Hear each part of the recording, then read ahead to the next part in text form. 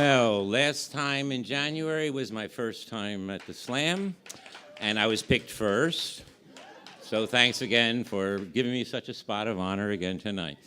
So in 1978, it was winter, and I fell madly in love with a dancer named Kathleen. Kat was what she used mostly, and she was a dancer with group motion, and we fell hard. I mean, it was the whole love story thing, you know, snowball fights, rolling around in the snow, making out. I remember she painted a heart on her buttocks for Valentine's. It was all really romantic, you know. So I'm really falling for her, and I'm really hot on this. And then out of the blue, a couple weeks into this, she says, you know, this summer I'm going to Berlin with some other members of the troupe, and we're going to offer these workshops, and if they're successful, I may just stay on there, and inevitably, you know, without end. I'm like, whoa, that's news. But you know, it turned out that I had taken junior year abroad, and I'd spent another year, and I lived 3 months in Berlin, and I could speak German. And I said, well, if it goes that way, who knows? Maybe I'll be able to come and join you. So she does this. She goes off to Berlin, and we're writing, because that's all you could do in those days. There wasn't any internet or anything like that, and you know, they got kind of sexy and stuff like that. I'm all like hepped up. I'm going over. I'm going to join my girlfriend in Berlin. This is a big adventure. And then I get this letter from her, and she says, well, I've been seeing this guy, and he's a hippie. And I'm like, what? You've always been picking on me because you think I'm too hippie-ish, and now you're dating a hippie, and he runs a tea shop, and they serve brown rice.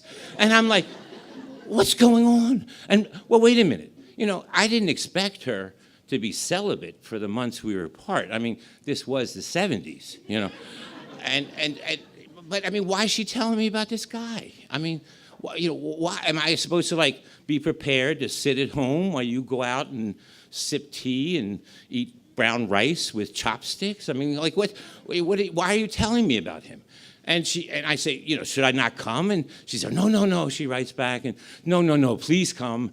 You know, it won't be bad. We'll deal with it. I'll get rid of him. You know, please come. And I'm going to be visiting my sister in Paris. So why don't you meet me there in a couple of weeks? And I'm thinking, Paris, okay. You know, most romantic city I know about. I'm thinking, well, this could be, you know, the way to rekindle the flame and leave this hippie in the dust, you know.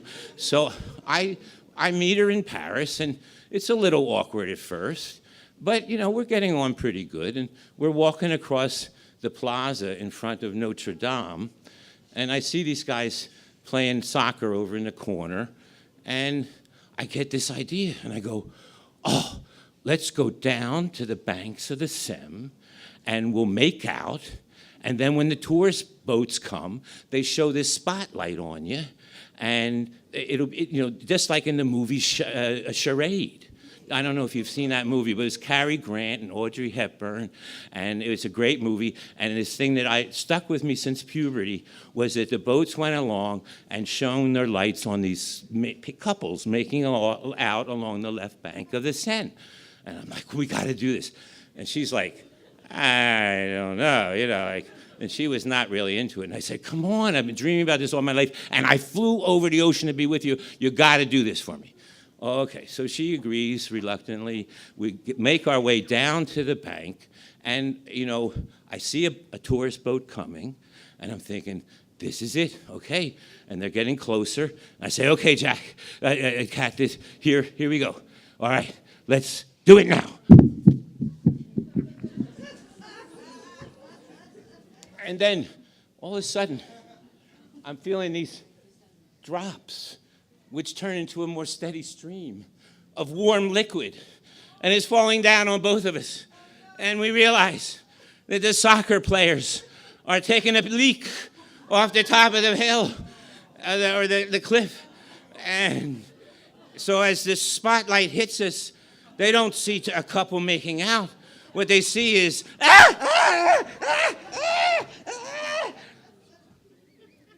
kind of took the romance out of it. And that happened later in the relationship as well.